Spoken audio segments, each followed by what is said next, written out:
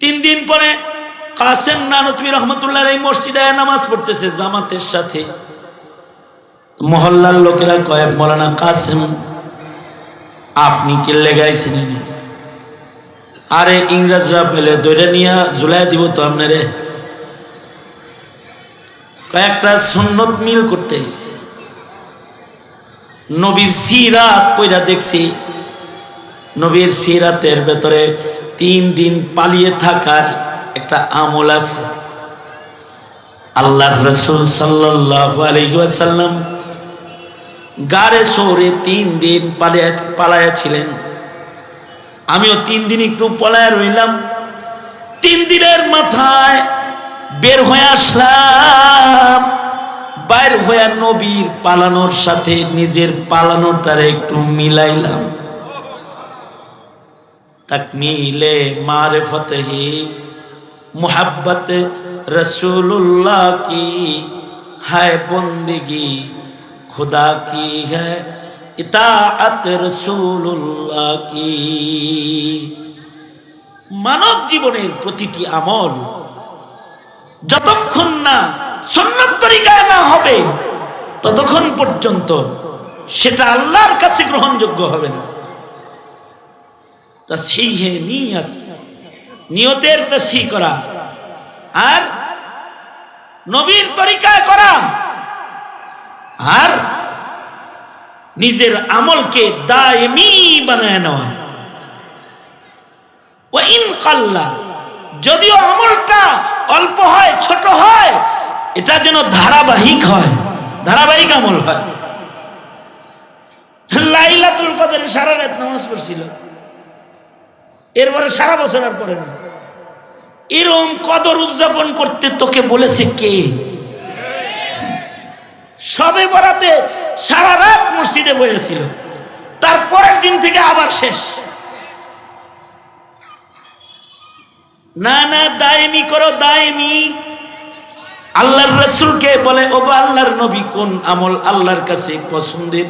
নবী বলেন যে আমলটা দায়েমি আমল, সব সময় করা হয়। যে কোনো আমল যদি দায়েমি হয় ওটার দাম বেড়ে যায়, ওটার পাওয়ার বেড়ে যায়।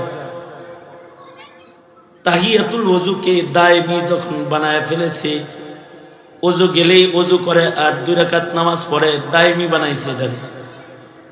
তো বেলালের দায়েমি এই হালতের পাওয়ার এত বেড়েছে। আল্লাহর রাসূল মিরাজে আসমানে চলছেন, সামনে জুতার আওয়াজ পাওয়া যায়। জিবরাইল সামনে যে জুতার আওয়াজ পরিচিত পরিচিত লাগে, কার পায়ের আওয়াজ? জিবরাইল বলে, এটা আপনার বেলালের জুতার আওয়াজ। আল্লাহর রাসূল বলে, বেলাল ফরশ থেকে আরশে কেমনে উঠলে? ফরশের বেলাল আরশে কিভাবে উঠলা? কয় ওই যে একটা সুন্নত আমল, এটা কখনো ছাড়ি না। রুব্বা আমালিন কবীরিন তুসগিরুহুন নিয়াহ আও কামা ক্বালা আলাইহিস সালাতু ওয়াস সালাম। আল্লাহুম্মা সাল্লি আলা মুহাম্মাদিন ওয়া আলা আলি মুহাম্মাদ কামা সাল্লাইতা আলা ইব্রাহিম ওয়া আলা আলি ইব্রাহিম ইন্নাকা হামিদুম মাজিদ। আল্লাহুম্মা বারিক আলা মুহাম্মাদিন ওয়া আলা আলি মুহাম্মাদ কামা বারাকতা আলা ইব্রাহিম ওয়া আলা আলি ইব্রাহিম ইন্নাকা হামিদুম মাজিদ। জামিয়া ইসলামিয়া মদিনাতুল উলুম আয়োজিত 3 দিনব্যাপী ঐতিহাসিক আন্তর্জাতিক তাফসীরুল কোরআন মাহফিলের আজকের আখিরি রজনী, মুহতারাম সভাপতি, উপস্থিত হযরত, বুজুর্গ, উলামায়ে কিরাম, সম্মুখপানে সমবেত দিন প্রিয়, ইসলাম প্রিয়, দিনদার, ইমানদার মুমিন মুসলমান ভাইরা, আল্লাহর দরবারে শুকর, আল্লাহ তাআলা দ্বীনি মাহফিলে উলামাদের সোহবতে জান্নাতের বাগানে আমাদের আল্লাহ তাআলা আসার বসার তৌফিক দান করেছেন। কালিমাতুশ শুকর পড়ি, শুকরিয়া আদায় করি, জবান খুলে মুহাব্বতে সমস্বরে সকলে বলুন আলহামদুলিল্লাহ। 3 দিন ধরে উলামা হযরতগণ কথা বলেছেন। আমাকে মামা এই মাদ্রাসার সবসময় কাউন্সিলর সাহেব বলেন যে আপনি দেখভাল করবেন, আবার আজকে আবার তো বাড়ি করে দিব কইছে। যাই হোক, আমাদের আকাবিরদেরকে বাড়ি করে দিছে, আমাদের আকাবিররা ওইটা মসজিদ করছে, তাছাড়া মাদ্রাসা করে ফেলাইছে। যদি আমারে বাড়ি দেয় তাহলে আর একটা খানকা অথবা মাদ্রাসা অথবা মসজিদের জায়গা বাড়বে। আল্লাহ তাআলা ওনার নেক নিয়তের বদলা ওনাকে দান করুক। এই মেহনত, একটা সংকল্প, মনের ভেতরে কিছু ব্যথা বেদনা নিয়ে এই মাদ্রাসার প্রতিষ্ঠা এবং 3 দিন ব্যাপী এ তাফসীর মাহফিলের আয়োজন, এলাকার মানুষের কেমনে ইমানের আমলের একটু উন্নতি হবে সেটার ফিকির করা, এটাই উদ্দেশ্য। যেই ন্যাক উদ্দেশ্যকে সামনে করে এই দ্বীনি আয়োজন, আল্লাহ তাআলা এটাকে কবুল করে নেক, বলেন আমিন। আল্লাহ পাক যেটাকে কবুল করে সেটাকে আল্লাহ তাআলা কায়েম দায়েম করে দেয় কিয়ামত পর্যন্ত। আল্লাহ পাক কোনো কাজ কবুল করলে সেই কাজটাকে আল্লাহ তাআলা মকবুলিয়ত দান করে। তো নিজের জিন্দেগির ওই কাজগুলোকে কবুল করানোর জন্য যে জিনিসগুলা লাগে তার ভেতরে অন্যতম হলো উত্তম নিয়ত। নিয়ত যত উঁচু হয় আল্লাহর পক্ষ থেকে কাজের মঞ্জুরি তত বেশি হয়।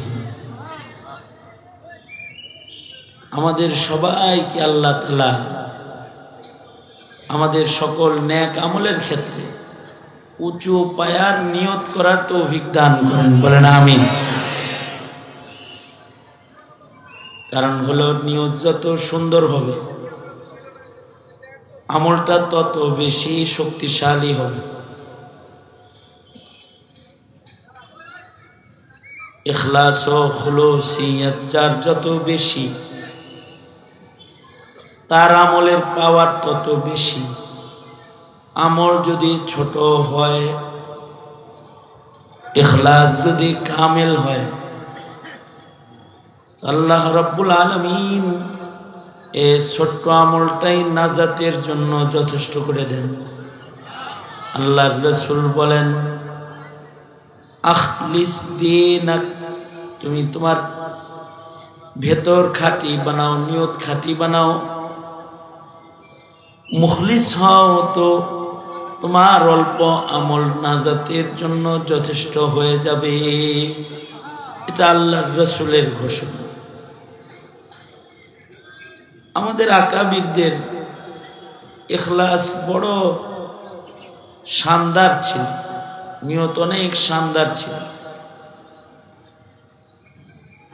মাওলানা ইলিয়াস রহমতুল্লাহ আলাইহি, উনি মুসলমানের ঈমান আমল রক্ষার ফিকির করছেন বড় ইখলাসের সাথে।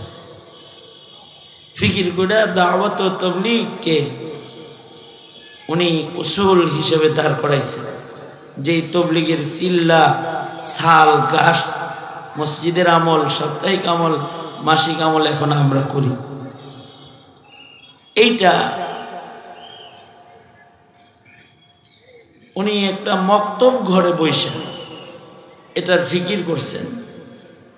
কিন্তু ওনার ইখলাসের বরকতে আল্লাহ তাআলা এই দাওয়াত ও তাবলীগকে গোটা আলমের সব জায়গায় পৌঁছায় দিছে। এমন জায়গা আছে যেখানে মাদ্রাসা নাই কিন্তু তাবলীগ আছে। আল্লাহ তাআলা এইভাবে কবুল করছেন। দার মাদার কি? ইখলাস। ভিত্তি হলো ইখলাস। কাসেম নানতুবি রহমতুল্লাহি আলাইহি দারুল উলুম দেওবন্দ মাদ্রাসার বানী যিনি। মাদ্রাসা করছেন কোথায়? ভারতে, সাহারানপুরে দেওবন্দ গ্রামে, এমন একটা জায়গা যেখানে ময়লার স্তূপ ছিল, জনবসতি কম, ডালিম গাছের নিচে কাসেম নানতুবি রহমতুল্লাহি আলাইহি ইলমে দ্বীনের খেদমত শুরু করছে। এইটাকে আল্লাহ এমন কবুল করছেন, আল্লাহ তাআলা দেওবন্দ মাদ্রাসার শাখা প্রশাখা সারা দুনিয়াতে ছড়াইয়া দিছেন। কিন্তু ওনাদের আর্থিক শক্তি কম ছিল, অনেক অর্থ ছিল না, অনেক সুন্দর বিল্ডিং ছিল না। ডালিম তলায় বসে কাজ করেছেন, কিন্তু নিয়ত বড় শক্তিশালী ছিল। আল্লাহ তাআলা সারা দুনিয়াতে চমকায় দিছেন। থানা ভবনের ছোট্ট কুঠুরিতে বসে হাজী ইমদাদুল্লাহ মুহাজিরে মক্কি রহমতুল্লাহি আলাইহি উম্মতের ইসলাহের ফিকির করেছেন। আল্লাহ তাআলা চিশতিয়া তরিকাকে সারা দুনিয়াতে ব্যাপক কবুলিয়ত দান করেছেন এবং হাজী ইমদাদুল্লাহ মুহাজিরে মক্কিকে সাইয়্যিদুত তাইফার মাকাম আল্লাহ তাআলা দান করেছেন নিয়তের কারণে। আমাদের আকাবিররা কত দুর্বল অবস্থায় কাজ করছে। আমাদের কিছু কিছু আকাবির আছে যারা জেলখানায় বসে বসে কাজ করছে, সেটা সারা দুনিয়াতে আল্লাহ ছড়াইয়া দিছে। যেমন ইমাম সরখসি, আল্লামা সরখসি রহমতুল্লাহি আলাইহি 480 দশকের মানুষ, 90-এর দশকের মানুষ, 490 হিজরিতে 84-85-তে ওনার ইন্তেকাল। ওই সময়ের মানুষ, 1000 বছর আগের কথা। ওনাকে সরকার জেলে দিল, জেলখানায় রাখলো কতদিন?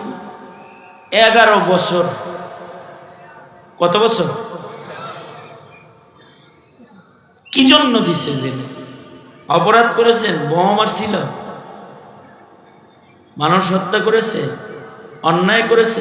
না। সরকার যখন কোনো মৌলবীরে জেল দেয়, পৃথিবীর ইতিহাস এটা, মৌলবীর কথা সরকারের গায়ে লাগলেই তারে জেলখানায় পাঠায়। ইমামে আজম আবু হানিফাকেও সরকার জেলে দিছে। ইমামে আজম আবু হানিফার কথা পছন্দ হয় না, এর লিগে। শেখুল ইসলাম ইবনে তাইমিয়াকে জেলে দিছে, ওনার মাসআলা পছন্দ হয় নাই, এজন্য শেখুল ইসলাম ইবনে তাইমিয়া জেলখানার থেকেই ওনার লাশ বের হয়েছে। আশ্চর্য বিষয় হলো, সকালবেলায় জেলখানার থেকে লাশ বের হয়েছে, সন্ধ্যায় দাফন হয়েছে। নারী পুরুষ, মহিলারা বোরকা পরে, পুরুষরা দলে দলে ইবনে তাইমিয়ার বিদায় দেওয়ার জন্য রাস্তায় কাতার কাতার হয়ে দাঁড়ায় গেছে। ওনার লাশটা কবরে যেতেছে। এবং আশ্চর্য বিষয় হলো, মানুষ ওনার মৃত দেহের উপরে, ওনার লাশের উপরে জামা ফিক্কা দিত। সেই জামাটা ওনার লাশের উপরে টাচ কইরা এটাকে বরকতের জন্য ঘরে নিয়ে গেছে। একটা মানুষের মরা লাশের এত কদর হয়েছে কখন, যখন তিনি মুখলিস হইছেন। তো আল্লাহ তাআলা ওনার শানকে বাড়ায়া দিছেন। ফজরের সময় লাশ বাইর হইছে জেলখানার থেকে, মাগরিব পর্যন্ত মানুষ পাগল হইয়া ওনার জিয়ারত করেছেন। শেখুল ইসলাম ইবনে তাইমিয়া কতটা ইখলাসের সাথে যে ওনারা কাজ করে গেছেন, এ কারণে ওনারা মকবুল হইছেন। ইমাম সারাখসিও জেলখানায় রইলেন 11 বছর। উনি একটা ফতোয়া দেওয়ার কারণে ওনাকে জেলখানায় নেওয়া হয়েছে। কি ফতোয়া দিছে? ওই সময়ের বাদশাহে ওয়াক্ত, ওই সময়ের রাজা যিনি, বাদশাহ যিনি, তার ইচ্ছা হইল যে বান্দির সাথে জৈবিক চাহিদা পূরণ করবে, কিন্তু কুমারী বান্দি, এমন কুমারী যার এখনো পর্যন্ত ঋতুস্রাব একবারও হয় না।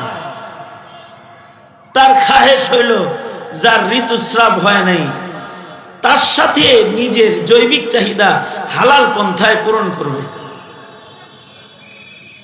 বান্দি জায়েজ আছে, কিন্তু ইমাম সারাখসি ফতোয়া দিলেন যতক্ষণ পর্যন্ত এই বান্দি, সুন্দরী বান্দি, এর যতক্ষণ পর্যন্ত হায়েজ না হবে, একটা ঋতুস্রাব না হবে, ততক্ষণ পর্যন্ত তার সাথে কোনো মেলামেশা মনিবের জায়েজ নেই।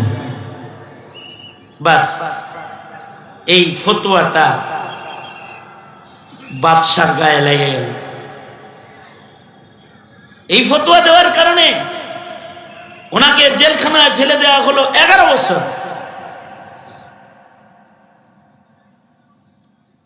আমাদের দেশের আলেমরাও 2-4টা কথা বলছে কসাই মুদি মুসলমানের দেশে আসতে পারবে না। বাস এটা রাজার অপছন্দ হয়েছে, প্রেসিডেন্টের অপছন্দ হয়েছে, প্রধানমন্ত্রীর অপছন্দ হয়েছে, তো আলেমদেরকে, হাজার হাজার আলেমকে জেলখানায় ঢুকায় রাখছে বিনা দোষে, কোনো দোষ নেই। মামলা কি? মামলা হইল মানিব্যাগ চুরির মামলা, মামলা হইল ককটেল নিক্ষেপ মামলা। আলেম ওলামার হাতে জীবনে কোনোদিন ককটেল দেখছেন? জীবনে কোনোদিন ধারালো অস্ত্র, হেলমেট পরে কোনো আলেমকে, মানুষকে ধাওয়া দিতে দেখেছেন? মামলা হলো গাড়ি পোড়ানোর মামলা। আমি আমার এক মুরব্বীরে বললাম, মিশা মিশা মামলা বানাইলো, ককটেল মামলা, জ্বালাও পোড়াও মামলা, এর কোনো অস্তিত্ব আছে? যেমন আমাকে যিনি রিমান্ড করছে তারা আমি বলছি এই মামলার তারিখের দিন আমি তো বরিশাল ছিলাম। কয় জি হুজুর জানি, জানে বরিশাল ছিলাম, তাও মামলা। আমি আমার এক মুরব্বীকে বললাম, এই যে বোমা নিক্ষেপ মামলা আর জ্বালাও পোড়াও মামলা, এগুলোর কোনো অস্তিত্ব আছে? মুরব্বী বড় একটা সুন্দর কথা বলছে, ওনার কথাটা আমার সব দুঃখ মুছে গেছে। উনি বলে, তোমরা তো খালি ককটেল মারো নাই আর আগুন ধরাও নাই, তোমরা অনেক বড় বড় কিছু করে, তোমরা পারমাণবিক বোমা মারছো। কারণ তোমাদের মুখের এক একটা কথা বাতিলের সমাজে পারমাণবিক বোমার চেয়ে বেশি আক্রমণকারী। আর তোমাদের এক একটা ফতোয়া মুসলমানের দেশের নাস্তিকতার চাষাবাদ আর হিন্দুত্ববাদ আর কাদিয়ানি মতবাদ যারা চাষ করে, তাদের জ্বর সহ আগুন দিয়ে জ্বালায়া দেওয়ার বারুদ তোমাদের কথা। তোমাদের জীবনে দিব কেন?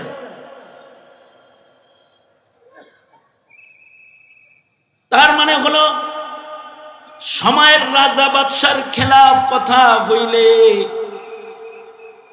যুগে যুগে আলেম নির্যাতিত হয়েছে। বাংলাদেশেও তাই।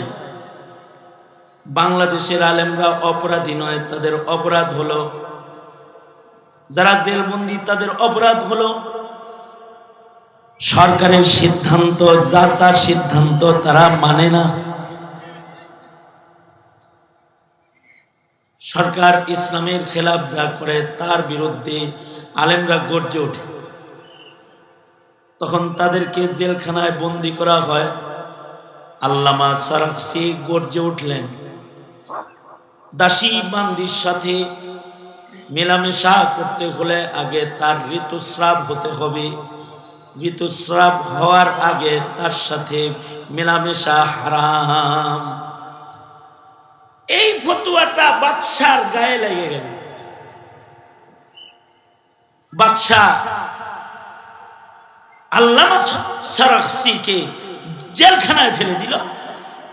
ওই যুগের জেলখানা হলো মাটির নিচে গভীর কুয়া, কুয়ার ভেতরে ফেলে রাখত, কঠিন জেলখানা। আল্লামা সারাখসিকে কুয়ার ভিতরে ফেলে রাখছে, অর্থাৎ একটা কুয়ার ভেতরে ওনার জেল 11 বছর। এই কূপের ভেতরেই উনি কাজায়ে হাজত সারেন, পেশাব পায়খানা করেন। এই কূপের ভেতরে বসেই তিনি খানা খান। এই কূপের ভেতরে বসেই জায়নামাজ বিছায় এক কোণায় তিনি নামাজ আদায় করেন। কত কঠিন জেল! এই জেলের ভেতরে উনি রইলেন 11 বছর। ওই জেলখানার ভেতরে নীরব রন নাই। ওনার ছাত্ররা জেলখানার পাশে এসে বসে গেল, আর উনি জেলখানার থেকে হানাফি মাযহাবের উসুলগুলো জেলে বসে বসে উপরে তাকায়া তাকায়া বলতে লাগলেন। 11 বছর উনি জেলের ভেতরে বৈশা জেলখানার উপরের ছাত্রদেরকে তাকরীর করলেন। আল মাবসুত, মাবসুতের মুকদ্দমার ভেতরে আছে, জেলখানার ভেতর থেকেই উনি বলতেছেন, ছাত্ররা উপরে বইয়া লিখতেছে। 11 খণ্ড উসুলে ফিকহের কিতাব ছাত্ররা লেখলো, আর উস্তাদ কুয়ার ভেতর থেকে বৈশা বৈশা বলল। হানাফি উসুলের জবরদস্ত একটা পূর্ণাঙ্গ কিতাবও তিনি জেলখানায় বসে তাকরীর করলেন, আর ছাত্ররা উপরে বসে বসে লেখল। বর্তমান মাবসুত 30 খণ্ডের নতুন ছাপা হয়েছে। এই 30 খণ্ডের অধিকাংশ তাকরীর উনি জেলখানার বন্ধ জায়গায় অন্ধকারে বসে বসে কোনো কিতাব ছাড়া, কলম ছাড়া তাকরীর করেছেন, আর ছাত্ররা উপরে বসে বসে ওনার তাকরীর লিখেছেন। আজকে ফতোয়া দিতে হলে তার কিতাব খুলে দেখে ফতোয়া দিতে হয়। কতটা নির্যাতিত, কতটা নিগৃহীত, আর কতটা বন্দিত্ব নিয়ে কাজ করেছেন, কিন্তু মহান আল্লাহ ওনার খিদমাতকে কবুল করেছেন। আজকে 1000 বছর পরে ওনার কথাগুলোকে সুন্দর কাগজে চেপে নিজের আলমিরায় রেখে কিতাব খুইলা যখন পড়ে মাসআলার হল হয়ে গেলে সারাখসিকে পায় না, কিন্তু তার কিতাবের পাতায় চুমা দিয়ে বলে, কত কাজ করেছ রে আল্লাহর বান্দা। কিতাবের ভেতরে চুমা খায়। ওনাদের শক্তি কি? ওনাদের মৌলিক শক্তি হলো ওনাদের ইখলাস। আমাদের ছাত্রদেরকে আমরা পড়াই ইলমুস সিগা, এই কিতাব জেলখানায় লেখা হয়েছে। জেলের ভেতরে বসে কিতাব লিখেছে, সেই কিতাব পড়ে সরফ শিখতে হয়। ইলমুস সারফ শিখতে হয়, তাদের জেলখানার খেদমত প্রত্যেকটা আলেমের সামনে চলে গেছে। কোটি কোটি তালবে ইলম একদিনে বসে তাদের কিতাব পড়তেছে, আর তাদের আমল নামায় নেকি জমা হইতেছে। আল্লাহু আকবার কবীর। কত কবুল হইছে তাই। এই যে ওনাদের খেদমত কবুল হলো, এই কবুল হওয়ার সবচেয়ে বড় কারণ হলো ইখলাস। বাইতুল্লাহ শরীফ পৃথিবীর মিডল পয়েন্টে নির্মাণ হয়েছে মুসলিম জাতির পিতা ইব্রাহিমের হাতে, বড় ইখলাসের সাথে। এবারে বাইতুল্লাহর ইটের আকর্ষণ ওনার ইখলাসের কারণে সারা দুনিয়া থেকে কাবা টেনে টেনে আসে, সেখানে লয়ে যায়। কাবারা হরদম তাজাল্লি মি ফুজুদ ইজে ইখলা সাতে ইব্রাহিম বুদ। সারা দুনিয়ার মানুষ যে একটা ঘরের দিকে আকর্ষিত হয়, আকর্ষণ নিয়ে ছুটে যায়, পাগল হয়ে ছুটে যায়। ঘরটা দেখার পরে দিলটা ঠান্ডা হয়ে যায়, সকল পেরেশানি দূর হয়ে যায়, আল্লাহর সাথে সম্পর্ক হয়ে যায়। এর ইটের ভেতরে এমন মানুষের হাত লাগছে যার ইখলাস বড় আলী, যাকে আল্লাহ তাআলা নিজের বন্ধু বানায়েছেন, খলিল বানায়েছেন তাকে। এ কারণেই আমাদের আকাবিরদের খুলুসিয়তের কারণে গাছতলায় অথবা নর্দমায় অথবা কূপের ভেতরে বসে অথবা মরুভূমির উপরে এক কোণে বসে যে খিদমতটা করেছেন, সেটাকেও আল্লাহ তাআলা ব্যাপক মকবুলিয়ত দান করেছেন। কারণ কি? শক্তি হলো তাদের ইখলাস, তাদের নিয়ত। এ কারণে একটা মুমিনের জীবনের সকল কাজের আসল ভিত্তি, মুমিন যেটা ঠিক করবে সেটা হলো নিয়ত। নিয়ত ঠিক হবে তো তার ছোট আমল বড় হয়ে যাবে। রুব্বা আমালিন সগীরিন তুআযিমুহুন নিয়াহ, রুব্বা আমালিন কবীরিন তুসাগগিরুহুন নিয়াহ। নিয়তে গন্ডগোল হবে তো বড় আমল ছোট হয়ে যাবে, নিয়ত ভালো হবে তো ছোট আমল কিন্তু এটা অনেক দামি হয়ে যাবে। এ কারণে আপনার আমার জীবনে মুখে একটি তাসবির উচ্চারণই হোক, এক রাকাত নামাজ হোক, একটা মাহফিলের কিছু সময়ের বয়ান হোক, একটা মাহফিলের ব্যবস্থাপনা হোক, অথবা একটা মসজিদের ছোট্ট একটি সাদাকার আমল হোক, অথবা কোনো দ্বীনি মাদ্রাসায় সাদকা খায়রাতের আমল হোক, মানব জীবনের সব আমলের এক নাম্বার ভিত্তি হবে নিয়তের উপর। নিয়ত ভালো, আমল ভালো। আমলটা কবুল হওয়ার জন্য দ্বিতীয় লক্ষণীয় বিষয় হলো সুন্নাত, নবী পাকের তরিকায় আমলটা করা। মানব জীবনের কোনো আমল ততক্ষণ পর্যন্ত আল্লাহর কাছে মূল্যবান হয় না যতক্ষণ পর্যন্ত সুন্নত না থাকে। বান্দার আমলের ভিতরে যখন সুন্নত হয় তখন বান্দার আমলটা মকবুল হয়। আর আমলের ভিতরে যত নবীর সুন্নত কমে আমলটা তত দুর্বল হয়।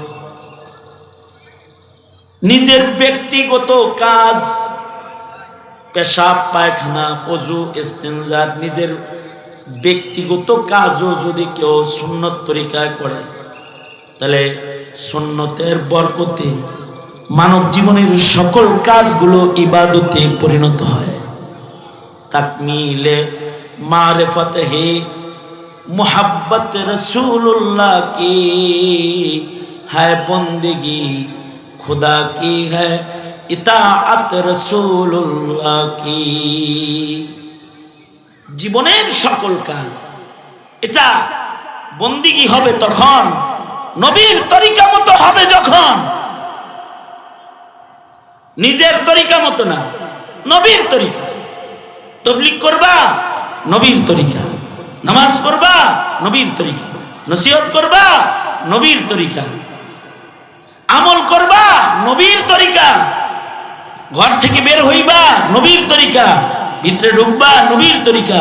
পেশাবখানায় ঢুকবা, নবীর তরিকা। পেশাবখানার থেকে বের হইবা, নবীর তরিকা। যার জিন্দেগিতে ইমানের পাশাপাশি নেক আমলের ভেতরে নবীর তরিকা যত বেশি মিলবে, তার জিন্দেগির মূল্য তত বাড়বে। আশ্চর্য আমাদের আকাবিররা, ওনারা খুইটা খুইটা খুইটা খুইটা ছোট ছোট আমলকেও নবীর তরিকায় ফেলছেন। যেমন সাহাবায়ে কেরাম, তাবেঈন, তাবে তাবেঈন, আইম্মা মুজতাহিদিন, ওলিয়া কেরাম, বুজুর্গানে দ্বীন, খুইটা খুইটা খুইটা খুইটা নবীর তরিকার সাথে নিজের জিন্দেগি মিলাইছে। হযরত উম্মে হাবিবা রাদিয়াল্লাহু আনহা, উম্মুল মুমিনিন হযরত উম্মে হাবিবার ভাই মারা গেল, ওনার ভাইয়ের ইন্তেকাল হয়েছে। ঘরে যদি মানুষ মারা যায়, নবীর তরিকা হলো 3 দিন শোক পালন করবে। শোকার্ত থাকবে কয়দিন? হ্যাঁ বলেন, কয়দিন? ভাই মারা গেল, বোন মারা গেল, চাচা মারা গেল, খালু মারা গেল, খালা মারা গেল, মা মারা গেল, বাবা মারা গেল, শোক থাকবে 3 দিন। এটা নবীর সুন্নাত। 3 দিন পর্যন্ত শোকার্ত হালাত সুন্নাত। হ্যাঁ, যদি কোনো মহিলার যদি স্বামী মারা যায়, তাহলে তার শোকার্ত হালত হলো 4 মাস 10 দিন। মহিলাকে স্বামীর বিয়োগে শোক লম্বা সময় শোকার্ত থাকতে হয়, আল্লাহর বিধান।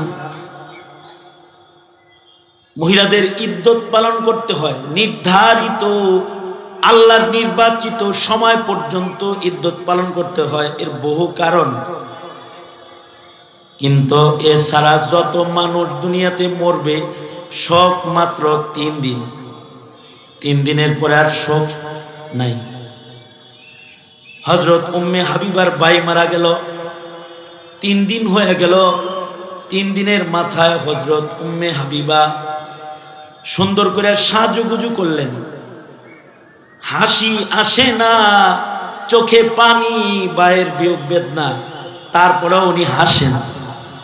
সব কাজ করেন, সুন্দর কাপড় পরে সাজগুজ করে চলেন। সবাই বলে, উম্মুল মুমিনিন, আপনার চোখ দেখে মনে হয় আপনি কাতর, কিন্তু ইচ্ছা কইরা এমন হাসির অভিনয় করতেছেন, সাজগোজ করতেছেন কেন? হযরত উম্মে হাবিবা বলেন, ভাইয়ের বিয়োগ যন্ত্রণা আমারে খুব কষ্ট দিতেছে। একসাথে বড় হয়েছি, কিন্তু নবী বলছে 3 দিনের পরে শোক নাই। তাই নবীর সুন্নতের শোকটা সুন্নত তরিকায় বানানোর জন্য হাসি আসে না, তাও অভিনয় করে আমি হাসতাছি। সুবহানাল্লাহ। মানে নবীর তরিকায় নিজের জিন্দেগির সবকিছুকে মিলাইবার মেহনত করা। কামাল কর দিয়া উলাইকা আবাই, আমাদের পিতৃপুরুষরা আশ্চর্য নবীর অনুকরণ করছে। হুজ্জাতুল ইসলাম কাসেম নানুতুবি রহমাতুল্লাহি আলাইহি, কাসেম নানুতুবি রহমাতুল্লাহি আলাইহি, উনি ওনার ব্যাপারে ইংরেজদের গ্রেফতারি পরোয়ানা জারি হলো। মৌলভী কাসেমকে যেখানে পাও সেখানে গ্রেফতার করো, মৃত্যুদণ্ড। কাসেম নানুতুবি রহমাতুল্লাহি আলাইহি 3 দিন পালায়া থাকলেন। কয়দিন? 3 দিন। 3 দিন পরে কাসেম নানুতুবি রহমাতুল্লাহি আলাইহি মসজিদে নামাজ পড়তেছে জামাতের সাথে। মহল্লার লোকেরা কয়, মাওলানা কাসেম আপনি কিল্লে গাইছেন? আরে ইংরেজরা পেলে দৈরা নিয়ে ঝুলাই দিব তো আপনারে। কয়েকটা সুন্নত মিল করতে নবীর সিরাত পয়রা দেখছি। নবীর সিরাতের ভেতরে 3 দিন পালিয়ে থাকার একটা আমল আছে। আল্লাহর রাসূল সাল্লাল্লাহু আলাইহি ওয়াসাল্লাম গারে সৌরে 3 দিন পালায়া ছিলেন। আমিও 3 দিন একটু পলায় রইলাম। 3 দিনের মাথায় বের হয়ে আসলাম। বাইর হয়ে নবীর পালানোর সাথে নিজের পালানোটারে একটু মিলাইলাম। তাকমিলে মারিফতে হি মুহাব্বত रसूलुल्लाह की है बंदगी खुदा की है इताअत रसूलुल्लाह की। মানব জীবনের প্রতিটি আমল যতক্ষণ না সুন্নাত তরিকায় না হবে ততক্ষণ পর্যন্ত সেটা আল্লাহর কাছে গ্রহণযোগ্য হবে না। তাসহিহে নিয়ত, নিয়তের তাসহিহ করা আর নবীর তরিকায় করা আর নিজের আমলকে দায়মি বানায় নেওয়া।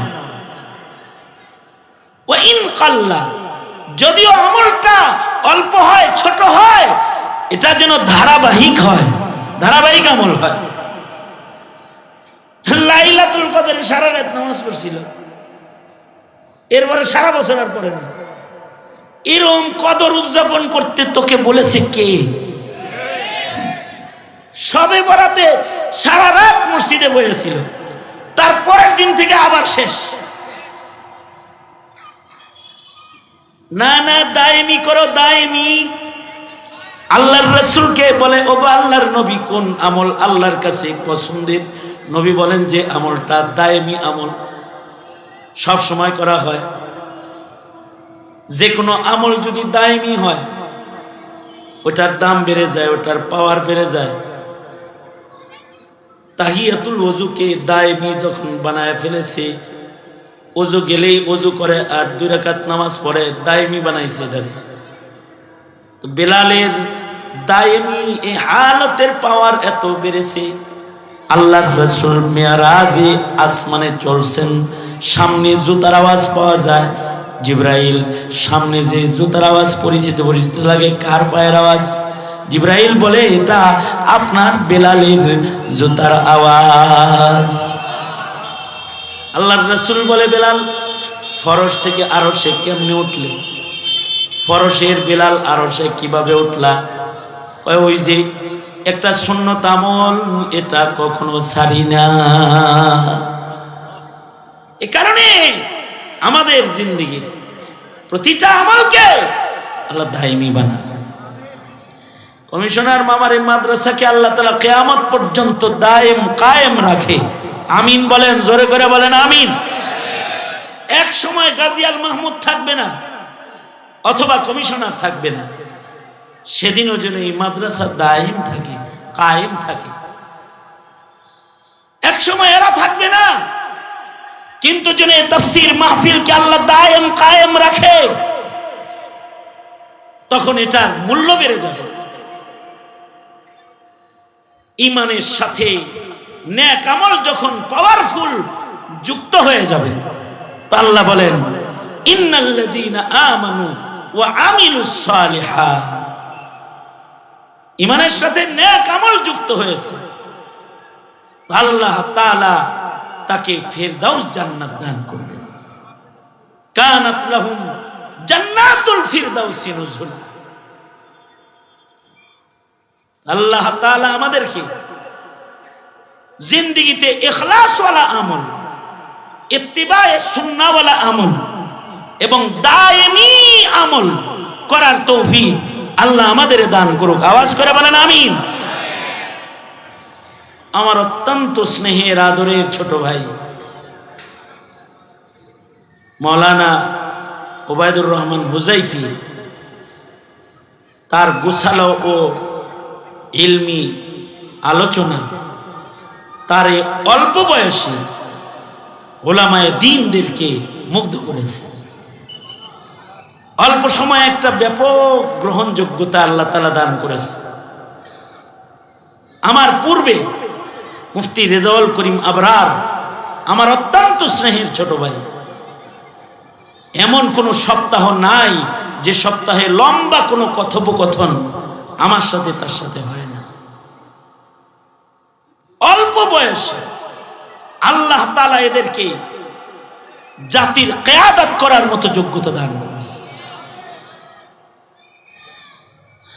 সুতরাং আমি তো দুর্বল, অসুস্থ রোগী, তাদের মেহনতের শক্তি আল্লাহ তাআলা আরো বাড়ায় দেখ, এবং তাদের মেহনতগুলোকে আল্লাহ তাআলা কবুল করে নেয়। আপনারা দোয়া করেন আমার হাজারো অযোগ্যতা সহ আমার জীবনে মাইকের সামনে বসে আমি যে কথাগুলো বলেছি, কিছু কথা যেন আল্লাহ কবুল করে নেয়, আর ওইটার বদলায় যেন ময়দানে মাহশারে গ্রেফতারি পরোয়ানার থেকে আল্লাহ তাআলা হেফাজত করে।